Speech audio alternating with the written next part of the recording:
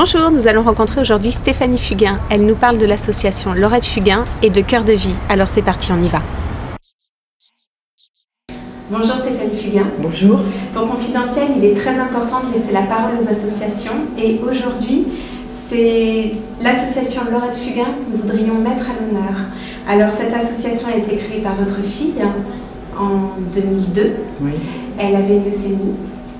J'aimerais que vous nous parliez de cette association de 2002 à aujourd'hui. Quelle a été son évolution, son parcours? Alors en fait, elle a été montée après son départ malheureusement. Et c'est vrai qu'on en a beaucoup parlé pendant sa maladie, pendant son combat, puisque le combat nous amène tout simplement à réagir sur cette impossibilité à accepter l'idée que tous ces malades, dont ma fille faisait partie, qui attendent quotidiennement des petites cellules, qu'elles soient du sang, qu'elles soient des plaquettes, qu'elles soient un donneur de moelle osseuse. Et il y a une telle injustice lorsque le malade se bat, lorsqu'on est confronté à cette maladie terrible, souffrante, de réaliser à quel point les donneurs ne sont pas informés, non pas de la maladie, mais informés sur la capacité qu'ils ont à être des sauveurs en puissance. Et la facilité. Et la facilité, bien évidemment. Malheureusement, Laurette n'a pas gagné contre la maladie. Et j'ai démarré immédiatement, après son départ en 2002, ce combat qui porte son nom aujourd'hui et qui œuvre depuis 2002 en allant informer, puisque l'association a 3 missions: informer, sensibiliser, aider la recherche en reversant des fonds, 600 000 € tous les ans, en ayant créé des prix également qui récompensent le travail de jeunes chercheurs. Et tout au long du chemin, parce que c'est un long chemin, chaque jour, tout au long de l'année, nous allons à la rencontre des gens, des jeunes, des entreprises, pour les informer. Et on s'aperçoit en fait que très peu de gens connaissent les divers dons dont je vous ai parlé: sang, plaquettes, moelle osseuse et organes au jour d'aujourd'hui. Et c'est parce qu'il y a une telle injustice et un tel décalage entre celui qui souffre, celui qui attend et l'aptitude que nous avons évidemment à vivre en ne pensant qu'à notre petit quotidien. C'est contre ça que je m'élève. Je connais la souffrance des malades, je la vis tous les jours au quotidien. Au jour d'aujourd'hui, nous avons fait un pas de géant. Néanmoins, nous savons, parce que les chiffres parlent, et je ne suis pas une pro des chiffres, mais que 97% des personnes interrogées sont tout à fait favorables aux dons. En revanche, 5% seulement donnent. Et là, c'est dramatique. Donc l'année dernière, nous avons été labellisés Grande Cause Nationale, ce qui nous a permis de nous rassembler d'autres associations qui actent également sur le terrain.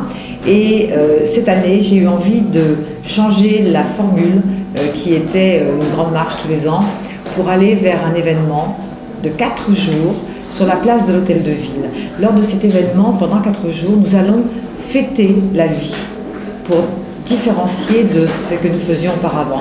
Et fêter la vie, ça veut dire quoi? Ça veut dire que nous rendons hommage à tous ces malades qui au quotidien se battent, et on va changer la méthode. C'est-à-dire, c'est plus dire aux gens, bon voilà, il faut aller donner vos plaquettes, etc.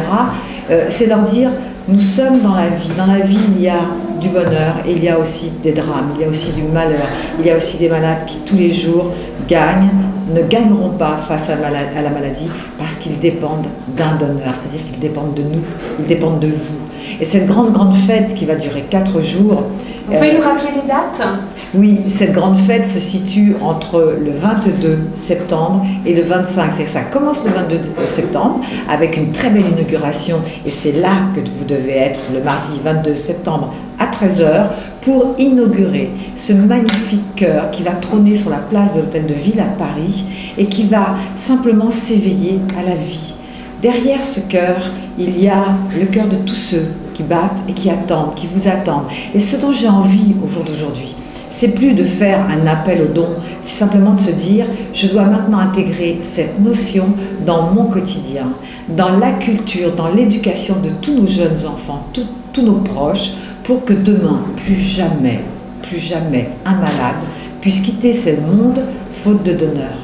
Donc, la Grande Cause Nationale nous a permis d'imposer cette dynamique qui est tout à fait nouvelle dans l'histoire du don, de parler de tous les dons, de la naissance premier point de la vie. Oui, avec à la le fin. sang du cordon. Voilà, avec le sang du cordon ombilical, en passant par le sang ensuite, par le don de plasma, par le don de plaquettes, par l'inscription sur des fichiers de donneurs de moelle osseuse. C'est capital, c'est important pour le malade qui n'aura pas de donneur de moelle osseuse, jusqu'au don d'organes. Et j'ai voulu impliquer également le don d'organes, alors celui qu'on appelle vulgairement post-mortem. Oui. Moi je préfère dire, on appelle 2 points dans sa vie. Le premier point avec sa naissance et le dernier point, on y passe tous, on l'a tous aussi celui-ci, il est plus ou moins loin. En tout cas celui-ci vous oblige à parler de votre vivant, de ce que vous souhaitez faire après votre départ. Et sans éducation, sans en avoir parlé à vos proches, eh bien il arrive malheureusement des drames lorsque quelqu'un décède, qu'il a sa carte de donneur, qui ne sert à rien du tout, parce que cette carte de donneur ne donne pas la priorité. C'est-à-dire que si dans votre famille, 2 personnes disent, ou une personne simplement dit « je ne savais pas, je ne suis pas au courant, on ne le prélève pas », eh bien c'est lui qui l'emporte. Voyez-vous, c'est dommage de passer à côté de quelque chose de fantastique qui est le don. Et moi, je vais vous dire une petite phrase que j'aime et que j'aime à répéter, c'est « Comment peut-on imaginer être un jour le receveur si nous n'avons jamais été nous-mêmes le donneur ?» Parce que le plus beau don, c'est le don de vie. Je pense qu'on peut méditer effectivement sur cette phrase. En tout cas, soyez assurés de notre soutien. Et je tenais vraiment à vous remercier pour votre témoignage. Merci Stéphanie. Merci infiniment. Merci. Confidentiel.com, le site réservé aux femmes.